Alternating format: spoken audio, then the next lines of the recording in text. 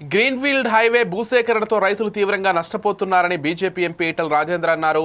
National highway కోసం సేకరించే భూములను రాష్ట్ర ప్రభుత్వం ఇవ్వాలని, ఇందుకు కేంద్రం డబ్బులు చెల్లిస్తుందని చెప్పారు. వరంగల్లో నిర్వహించిన మీడియా సమావేశంలో ఈటల మాట్లాడారు. గ్రీన్ఫీల్డ్ హైవే పనులు వేగంగా జరుగుతున్న రేవంత్ రెడ్డి ప్రభుత్వం నిమ్మకు నీరెత్తినట్లు వ్యవహరిస్తోందన్నారు.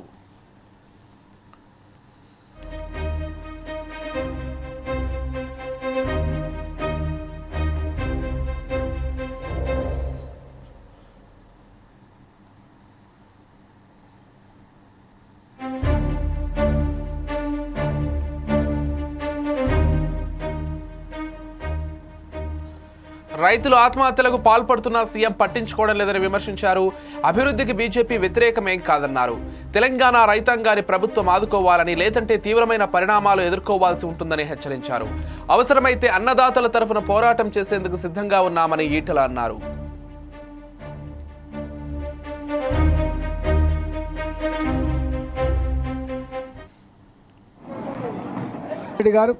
అదేవిధంగా పిఆర్టీలో పనిచేసినటువంటి చిన్నకేశవరెడ్డి గారు కూడా ఇప్పుడున్న ఈ పరిస్థితులలో నాయకులుగా ఎన్నికయ్యే వాళ్ళు తొత్తులుగా ఉండొద్దు, తొత్తులుగా ఉండకపోతే ఏకైక పార్టీ భారతీయ జనతా పార్టీ కాబట్టి భారతీయ జనతా పార్టీకి మద్దతు ఇస్తా అని చెప్పి 3 రోజులుగా మాతో పాటు తిరుగుతూ ఉన్నాడు.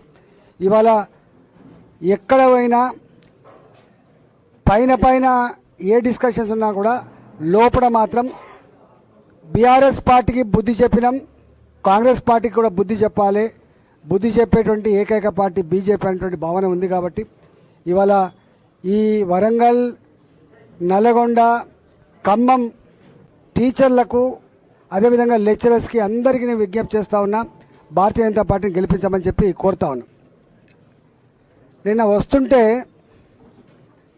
ఈ సంగం మండలంలో ఊరుగొండ దగ్గర గ్రీన్ఫీల్డ్ రోడ్డుకు సంబంధించిన వాళ్ళు కలిసిండ్రు.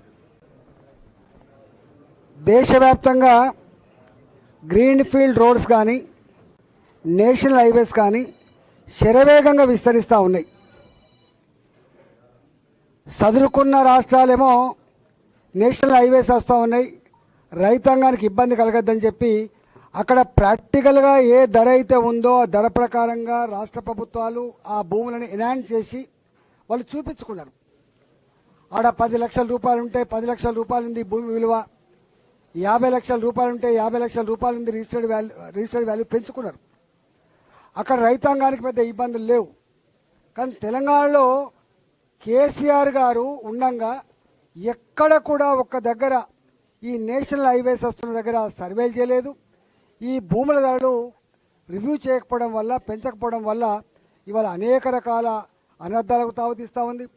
రాష్ట్ర ప్రభుత్వ పరంగా అక్వైర్ చేసేటువంటి రోడ్ల భూములు కావచ్చు, RRR పేట అక్వైర్ చేసే భూములు కావచ్చు, గ్రీన్ ఫీల్డ్ పేట అక్వైర్ చేసే భూములు కావచ్చు, నేషనల్ హైవేస్ పేట అక్వైర్ చేసే భూములకు కావచ్చు, విపరీతమైన తేడా ఉన్నది. మొన్న నేను పార్లమెంట్లో స్వయంగా భారతీయ జనతా పార్టీ ఎంపీనై ఉండి మాట్లాడినా, అయ్యా భూముల వాల్యూ ఏమో రిజిస్టర్డ్ వాల్యూ 2 లక్షలు 3 లక్షల రూపాయలే ఉంది, కానీ అక్కడ కొనుక్కుందామని పోతే, అమ్ముకుందామని పోతే 2 కోట్ల రూపాయలు